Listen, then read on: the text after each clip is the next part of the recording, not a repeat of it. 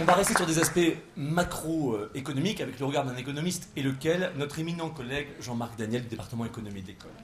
Oui, je vais parler de l'allemande aussi, mais pour moi, l'allemande, ce sera au niveau macroéconomique. Quoique macro, quand on la voit, ce serait peut-être insultant, puisque je vais parler de Madame Merkel.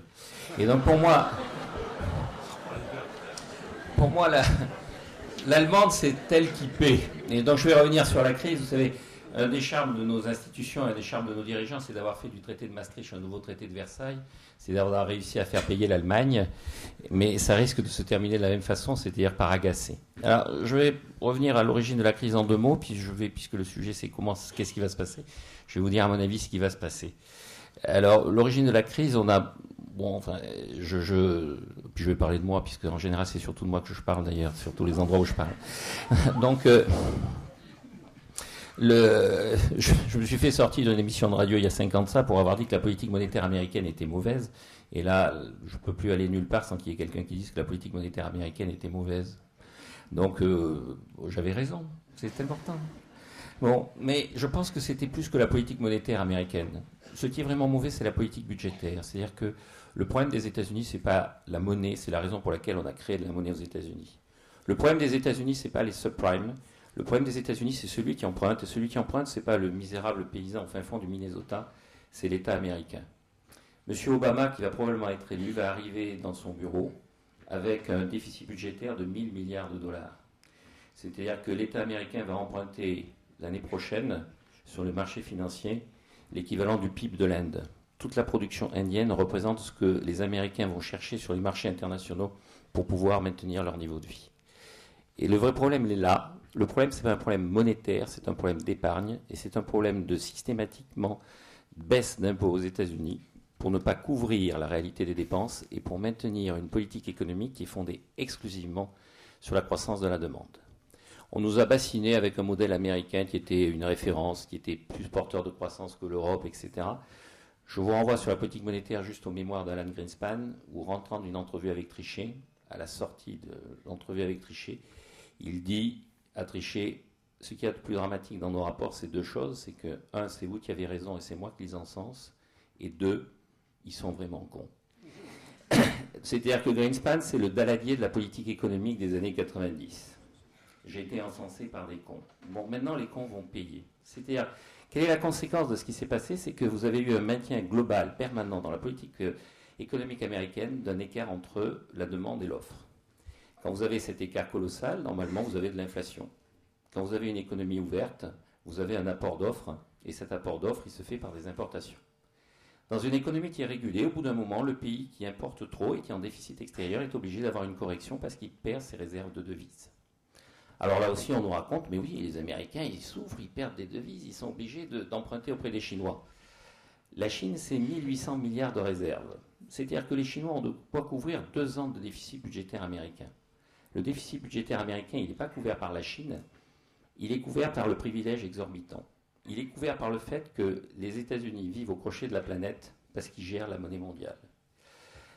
La Chine, c'est des réserves en dollars énormes, les États-Unis, c'est des réserves en dollars inépuisables. Ils les fabriquent. La réserve fédérale des États-Unis a 2 fois, 3 fois, 5 fois, l'infini fois ce que détient la Chine, puisque les dollars, elle les fabrique. Donc il n'y a aucune raison que ça s'arrête. Les Américains vivent au crochet des autres, devant l'admiration béate de populations aveuglées en disant c'est le modèle. Ça s'arrête quand même à un moment donné, non pas parce que les aveugles voient, ça s'arrête parce que l'inflation revient. L'inflation revient en boomerang. Elle revient parce que tous ces dollars qui circulent, qui s'accumulent, qui se distribuent, ils finissent par faire monter les prix. Quand vous créez trop de monnaie, vous créez de l'inflation. Et donc les prix montent. Alors ce n'est pas le prix des biens courants qui monte, parce que vous avez au niveau de la planète ce qu'on appelle un effet Phillips. Vous avez 42% des gens qui sont susceptibles de travailler, qui travaillent dans le monde. En Chine, vous avez 800 millions de paysans, et si la Chine avait les mêmes standards de production dans l'agriculture que l'Europe ou les États-Unis, vous auriez 40 millions de paysans. Vous avez 760 millions de chômeurs potentiels en Chine. Vous avez 700 millions de personnes qui se vont organiser un exode rural colossal, qui va se déverser dans des usines et qui va maintenir des salaires très bas. Donc le prix du t-shirt chinois ne monte pas. Ce qui monte, c'est l'immobilier, et puis c'est le pétrole. Et quand le pétrole et l'inflation commencent à arriver aux États-Unis, quand effectivement commencent à arriver des fonds souverains, quand commencent à arriver des gens qui ont des dollars, parce que le pétrole a monté, parce que les matières premières ont monté, mais les Américains sont obligés de bouger. Ils ont bougé et ça a été la catastrophe. Ils ont bougé, ils ont fait monter les taux d'intérêt. Dans un rapport de force, là aussi, je vous renvoie au aller sur les blogs, écouter ce que raconte Mankiw, qui était le conseiller économique de Bush, ce que raconte Greenspan dans ses mémoires, ce que raconte Bernanke dans son blog. Ils ont bougé parce qu'à un moment donné, il fallait lutter contre l'inflation, parce que l'inflation, tous ces dollars qui se distribuaient, revenaient en hausse des prix du pétrole et capacité de gens à l'extérieur d'acheter leur économie. Et dans le rapport de force, la bonne façon de bouger, c'était d'augmenter les impôts. Et comme la Réserve fédérale n'a pas pu obtenir ça du gouvernement américain, elle a augmenté les taux d'intérêt.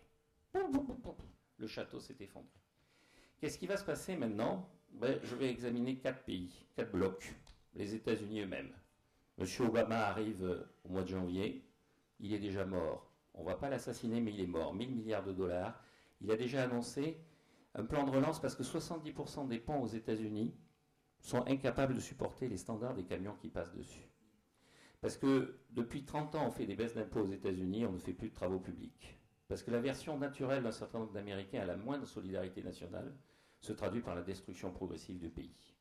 L'État américain, ça paie des intérêts et des soldats qui mènent des guerres qu'ils n'arrivent pas à gagner. Donc Obama, il va arriver en disant, il nous l'a déjà dit, cette guerre, nous devons la gagner, celle de l'Afghanistan, parce que celle d'Irak, il considère qu'elle est déjà perdue. Cette guerre, nous devons la gagner et nous ne pouvons pas la gagner. Il a des ponts à reconstruire, des soldats à payer qui mènent une guerre qu'ils ne gagneront pas, des intérêts à verser sur une dette, donc il va augmenter les impôts. Il l'a dit, tout Américain qui gagne plus de 150 000 dollars verra ses impôts augmenter. C'était la solution. Il fallait le faire il y a longtemps. Il va le faire maintenant. Et le précédent à l'avoir fait, c'était George Bush, père. Et George Bush avait dit, celui qui augmente les impôts aux États-Unis perd les élections. Ça s'appelle le théorème de Bush. Et c'était un homme sérieux. Il l'a mis en application. Il a augmenté les impôts et il a perdu les élections. Donc Obama est mort. L'ampleur, c'est de savoir cette mort politique, comment elle se va répercuter sur nous. Alors en 3 phrases, sur l'Europe, pas trop mal. Parce que nous, on a eu une bonne banque centrale. Contrairement à ce qu'on vous raconte, M. Trichet a fait la bonne politique monétaire.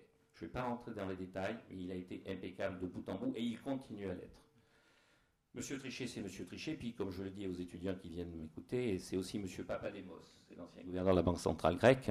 Avouez qu'avec un nom pareil, on ne peut être que grec. Le mec ne masque pas ses intentions, c'est pas un menteur. Être grec et s'appeler Papademos, c'est une forme d'honnêteté intellectuelle. Eh bien, ce monsieur Papademos, c'est un vrai professionnel. Les gens qui critiquent la BCE pourraient essayer de discuter avec ces gens-là et réaliser ce qu'ils disent et de qui ils parlent. Donc, en face, donc, il y a nous, il y a l'Europe. Donc, on a une bonne politique monétaire. Et puis, donc, on ne va pas trop mal s'en sortir et notre système monétaire s'en sort pas trop mal. Il y a la France. La France, elle est dans la situation des États-Unis, du déficit de balance des paiements courants, un excès de demande par rapport à l'offre. Donc, il faudrait faire une correction. Le président du pouvoir d'achat devrait être celui de la baisse du pouvoir d'achat. Bon, qu'on soit le président du pouvoir d'achat avant les élections, je trouve ça normal. Qu'on continue à l'être après, je trouve ça inquiétant. Heureusement pour moi, maintenant, on est dans la phase où les économistes qui sont en incapacité de prévoir l'avenir le sont d'autant plus que là, aucune anticipation rationnelle n'est possible sur la politique économique française. Il est absolument impossible de prévoir ce qui va se passer dans la politique économique française. Donc, le président du pouvoir d'achat subira la baisse du pouvoir d'achat, car nous allons subir la baisse du pouvoir d'achat. Qu'est-ce qui va se passer chez nous? Qu'est-ce qu'il faudrait faire? Eh bien, il faudrait éviter la récession. Ça fait 2 mois que notre PIB se contracte, et le seul moyen d'éviter la récession, c'est que les entreprises se remettent à investir. Le taux d'investissement est en train de baisser à grande vitesse. Il y a 2 ans, on était à 21%, on est à 17% maintenant. Dernier chiffre, et puis après, je donnerai ma conclusion. Le taux d'autofinancement des entreprises est à 53%. On n'a jamais été aussi bas depuis 1945.